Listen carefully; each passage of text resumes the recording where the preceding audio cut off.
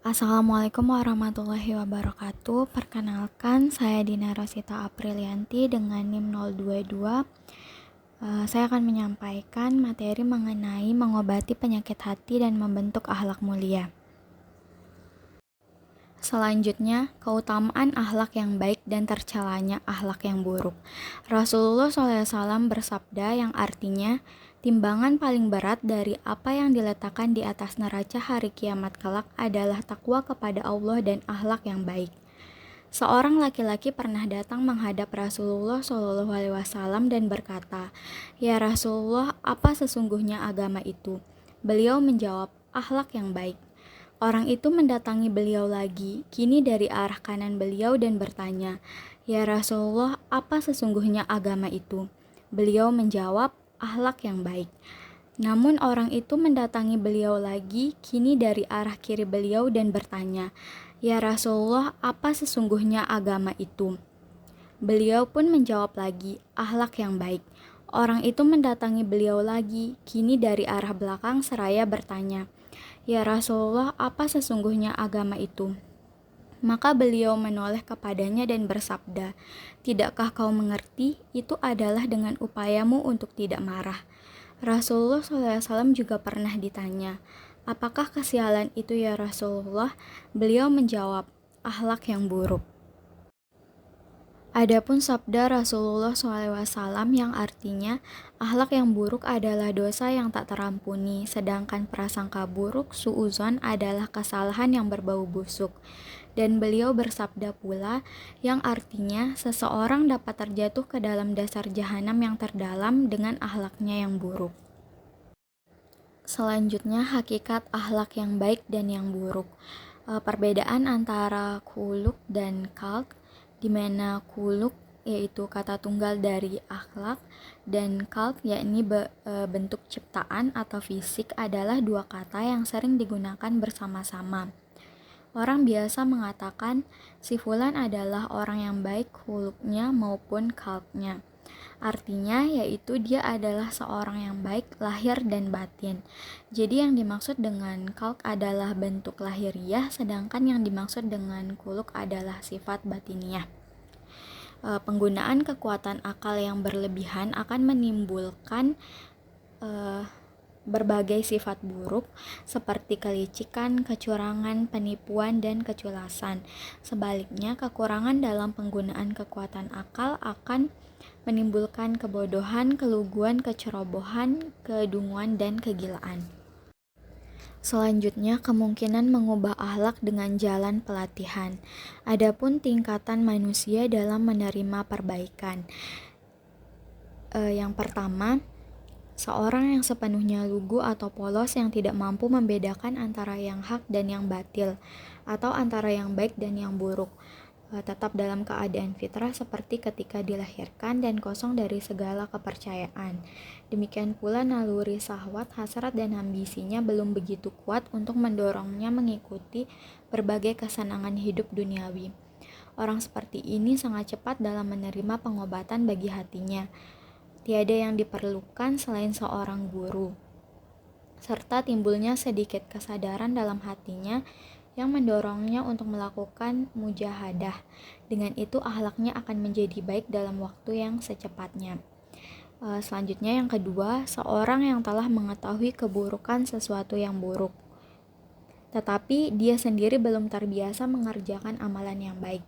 Bahkan hawa nafsunya memperindah baginya perbuatan buruknya, sehingga dia mengerjakannya berulang-ulang, semata-mata demi mengikuti keinginan nafsu syahwatnya, seraya memalingkan diri dari akal sehatnya dan sebagai akibat berkuasanya naluri syahwat atas dirinya.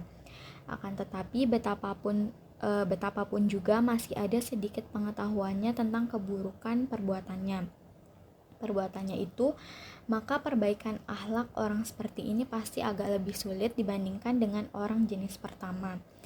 Selanjutnya yang ketiga, seorang yang merasa yakin bahwa berbagai perangai buruk justru merupakan hal-hal yang wajib dikerjakan, dan bahwasanya hal seperti itu adalah baik, benar, dan menguntungkan, dan dia tumbuh menjadi dewasa bersama keyakinan seperti itu. Akibatnya dia hampir-hampir tak mungkin diobati penyakitnya dan tak dapat diharapkan perbaikannya kecuali dalam keadaan yang sangat jarang. Hal itu disebabkan telah bertumpuknya penyebab kesesatan dalam jiwanya. Selanjutnya yang keempat, seorang yang diliputi pikiran-pikiran buruk seiring dengan pertumbuhan dirinya, terdidik dalam pengalaman hal-hal yang buruk pula, sehingga dia menganggap bahwa ketinggian derajat dirinya diukur dengan banyaknya perbuatan jahat yang dia lakukan dan bahkan dengan banyaknya jiwa-jiwa manusia yang dia korbankan.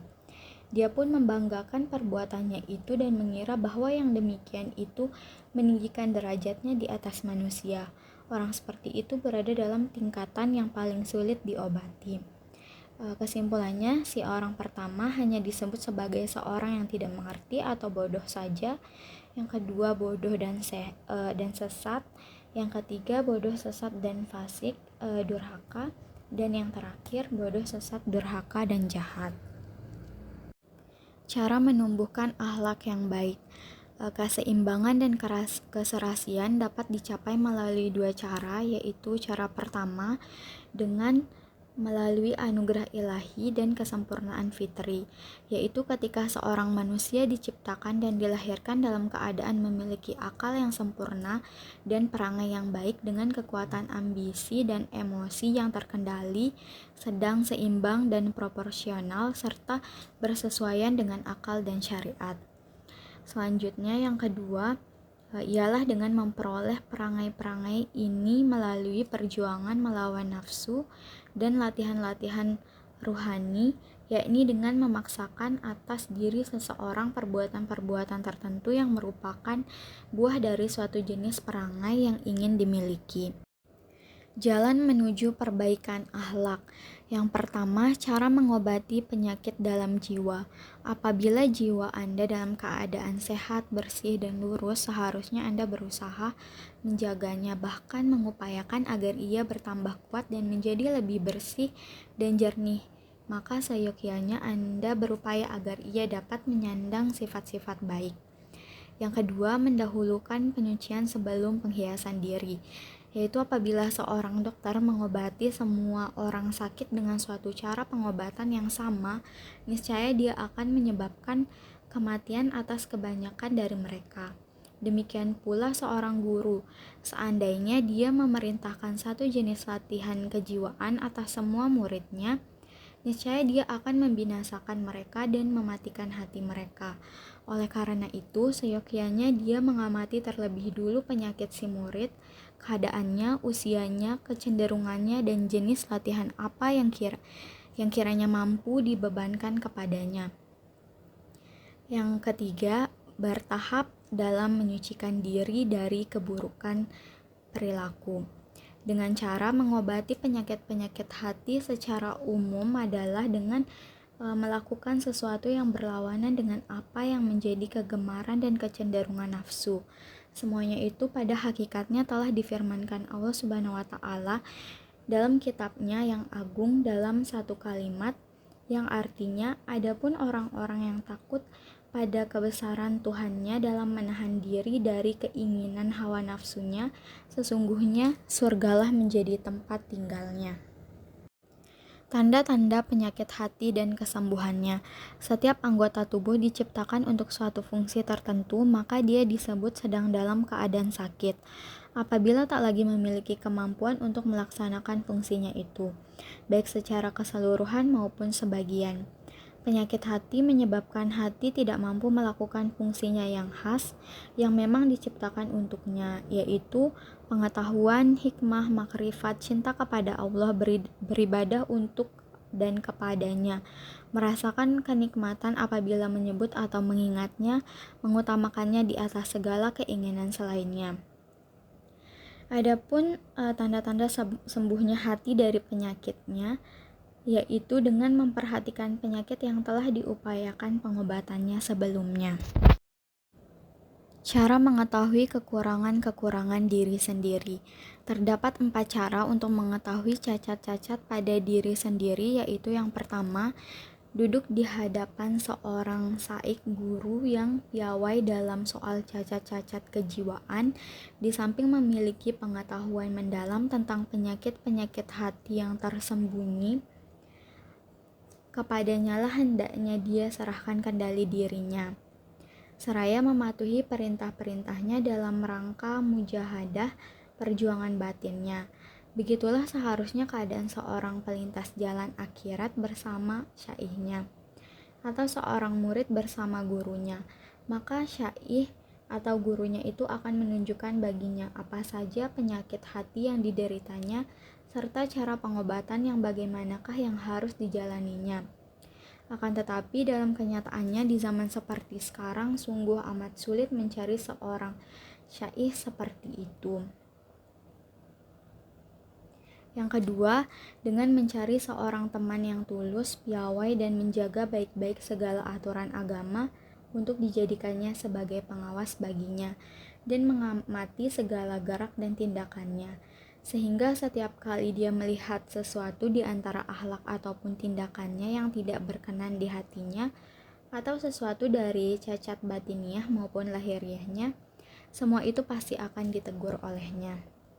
Selanjutnya yang ketiga, untuk mengetahui cacat-cacat diri sendiri adalah mengambil manfaat dari ucapan-ucapan para pembenci.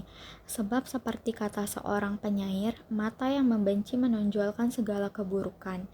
Dan barangkali apa yang dapat dimanfaatkan dari seorang musuh yang keras hati dalam hal mengingatkan seseorang pada cacat-cacat dirinya adalah lebih besar daripada apa yang dapat dimanfaatkan dari seorang teman yang bermulut manis, yang hanya memuji-muji dan menyembunyikan segala cacat yang ada pada temannya yang lain. Dan yang terakhir, bergaul dengan masyarakat luas. Apa saja yang dinilainya tercela di antara perbuatan mereka, hendaknya dia mempertanyakannya dalam kaitan dengan dirinya, lalu menuntut pula pertanggungjawabannya. Sebab seorang mukmin adalah cermin bagi mukmin lainnya, agar dia pun dapat melihat cacat-cacat dirinya sendiri dengan melihat cacat orang-orang selainnya, dan menyadari pula bahwa tabiat manusia dalam mengikuti hawa nafsu semuanya hampir sama. Apa yang melekat pada diri seseorang pasti tak akan terlepas sama sekali pada diri teman-teman dekatnya. Mungkin sama atau lebih banyak lagi, ataupun lebih sedikit. Karena itu, hendaknya dia melihat dirinya sendiri lalu membersihkannya dari segala cacat atau aib yang sama seperti yang dilihatnya pada orang lain. Selanjutnya, meninggalkan syahwat hawa nafsu demi mengobati penyakit hati. Sebagaimana dalam firman Allah Subhanahu wa Ta'ala yang artinya, Allah akan mengangkat derajat orang-orang yang beriman di antara kamu dan orang-orang yang diberi ilmu beberapa derajat. Quran Surah Al-Mujadalah ayat 11. Maka barang siapa mempercayai bahwa tindakan melawan hawa nafsu adalah jalan menuju Allah Subhanahu wa Ta'ala, sedangkan dia tidak mampu mengendalikan alasannya maupun rahasia yang tersembunyi di balik itu, dia tergolong orang-orang yang beriman. Namun apabila dia mampu mengetahui apa yang telah kami ungkapkan tentang penyakit-penyakit hati yang ditimbulkan oleh syahwat hawa nafsu, dia termasuk orang-orang yang diberi ilmu pengetahuan. Selanjutnya, tanda-tanda akhlak yang baik. Tanda-tanda akhlak yang baik yaitu dia haruslah seorang pemalu, sangat jarang gangguannya, banyak kebaikannya, senantiasa benar ucapannya, sedikit berbicara, banyak berbuat, sedikit kesalahannya, tak suka mencampuri hal-hal yang bukan urusannya, suka berbuat kebajikan, menjaga hubungan persaudaraan, berwibawa, penyabar, selalu berterima kasih, berpuas hati, penyantun, lemah lembut, menahan diri, serta penyayang. Bukan kebiasaannya untuk melaknat, memaki-maki, memfitnah, menggunjing atau bersikap tergesa-gesa, dengki, ataupun penghasut.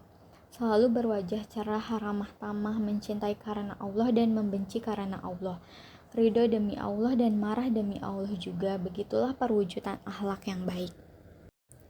Melatih jiwa anak sejak dini dengan cara yang pertama, mengajari anak tentang etika makan minum, mengajari anak tentang etika berpakaian, mengajari anak tentang yang boleh dan yang tidak boleh dipelajari seorang anak, memberikan penghargaan kepada anak, hubungan antara anak dan kedua orang tuanya, membiasakan hidup sederhana, dan membiasakan sikap berterus terang. Sekian materi yang bisa saya sampaikan, kurang lebihnya mohon maaf. Terima kasih dan mohon maaf lahir dan batin.